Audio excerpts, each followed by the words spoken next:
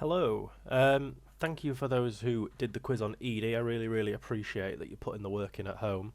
I feel like this is probably the best way for me to give feedback, so I've picked the four worst answered questions from each quiz, and I'm going to go through them myself, and then you'll have a task on ED Thursday. This is Tuesday, but I'll post this on Thursday to you.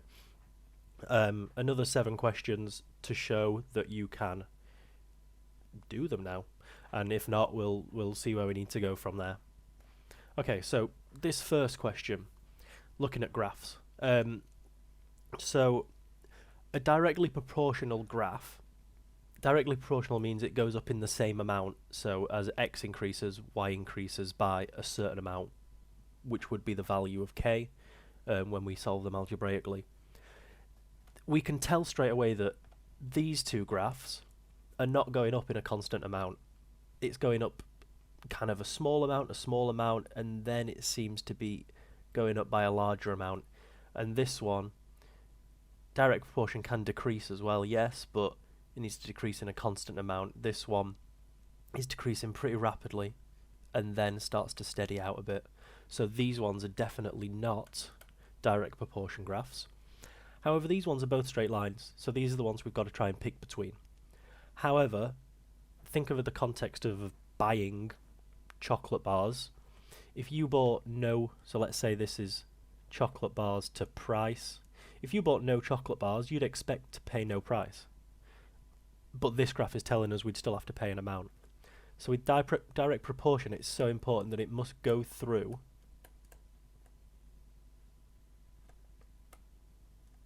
the origin. Your graph must be a straight line.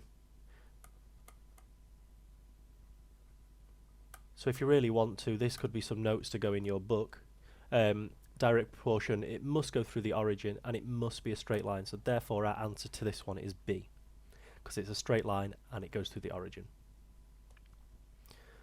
Okay, the tables. I'm going to go through this one. You can pause the video for the one afterwards and maybe you can have a go and then I'll go about it afterwards. Okay, which one shows direct proportion? Direct proportion means that the scale factor, or the multiplier, which would be our value of k, that links d to p would be the same for every single number. So quite a few of us said this because it seemed familiar as our square numbers, but that would mean it was directly proportional to p squared, not p. Because to get from 4 to 16, we'd have to times by 4. That isn't true. 6 times 4 is not 36. 8 times 4 is not 64. And 10 times 4 is not 100. So therefore, that one would not be directly proportional to p. It would, however, be directly proportional to p squared, but not p. So, have a test of this one. What do we need to times by to get from 4 to 10? Well, you can do 10 divided by 4 to find that out. And that is going to be 2.5. So we need to check, well, what is 6 times 2.5? 6 times 2.5 is 15, so that works. What is 8 times 2.5? That is 20, so that works. What is 10 times 2.5? That is 25, so this one works. This would be our correct answer. Let's just have a quick check of these because some of these fall apart at different stages and we want to investigate these as well. So to get from 4 to 6, well, I'm going to do 6 divided by 4. I'm going to times by 1.5. And that works. 6 times by 1.5.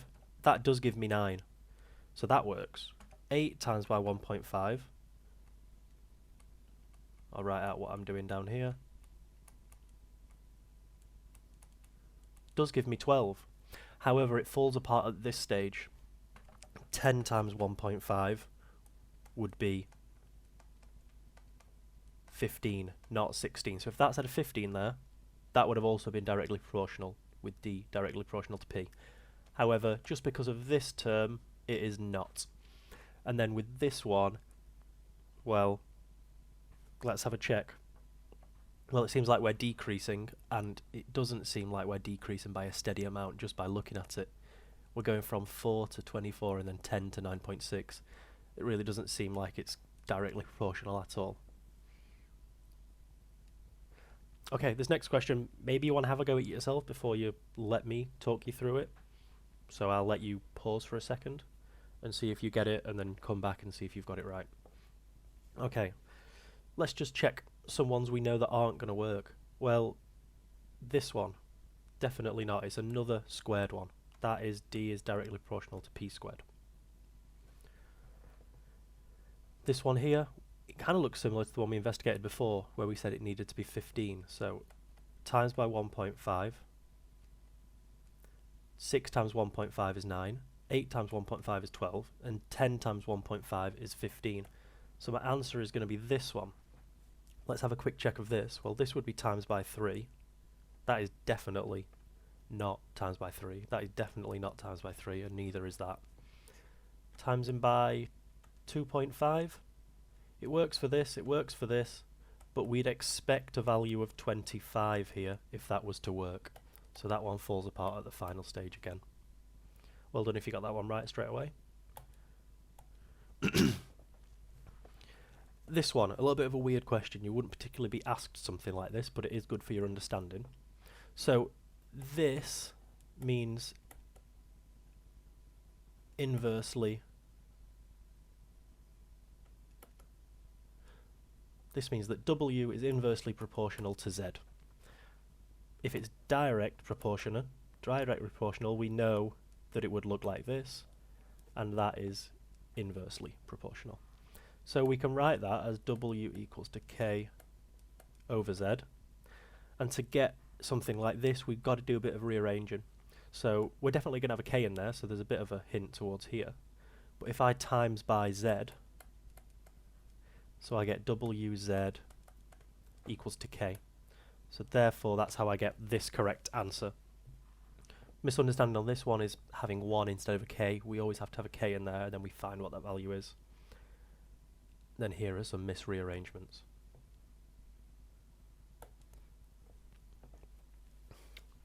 Okay, so this one, kind of a full question. So temptation for this one is, because it's multiple choice, is to try and give a bit of a guess.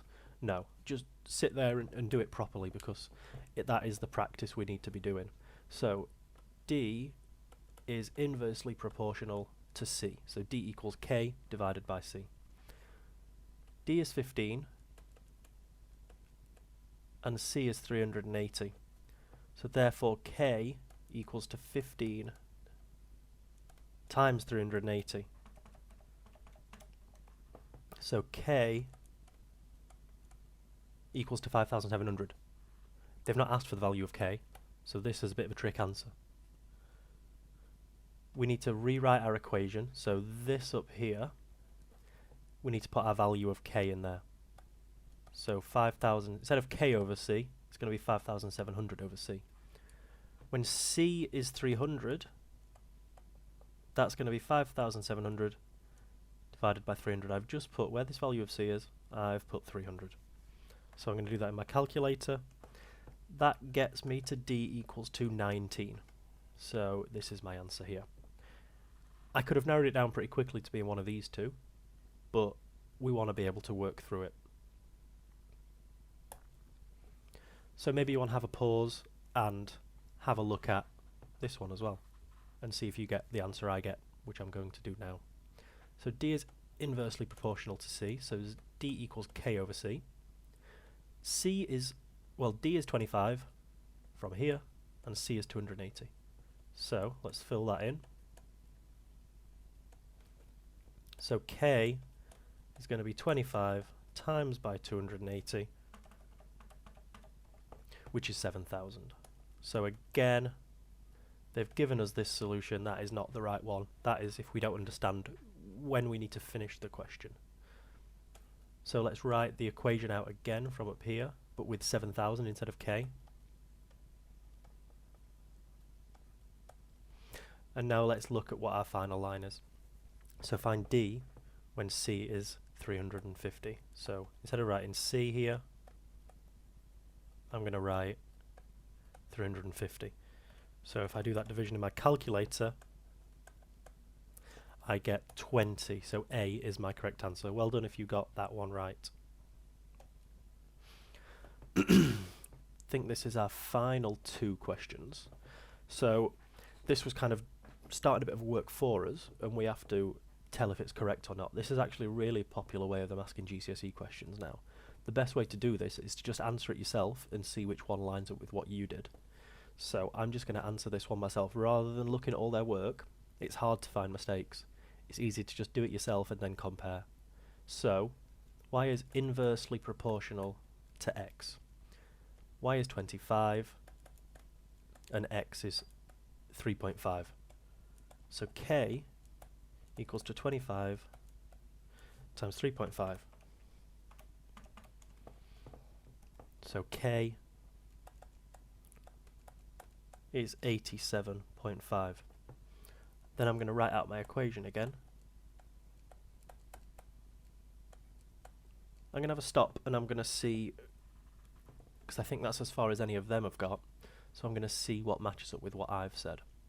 So far this seems fine. That line is not what I've done. I've multiplied them. They've done a bad rearrangement here, so it's not that answer. Let's have a look at D. That seems fine. That seems fine. And I like what they've done. I see no problem with this. So that could be our answer. Let's just see if we can figure out what's wrong with the other ones. They've done direct proportion here, which is not what we want to do. It's inversely proportional. And then A, this seems fine. What they've done is they've not substitute these values in. They've just gone to substitute what is the value of y when x equals 8. They've tried to jump right to the end, so definitely not that one. So D is our correct answer. Maybe you want to have a go at this one yourself and join back with us once you've done that and see if you get the answer that I'm going to get now. So, similar thing.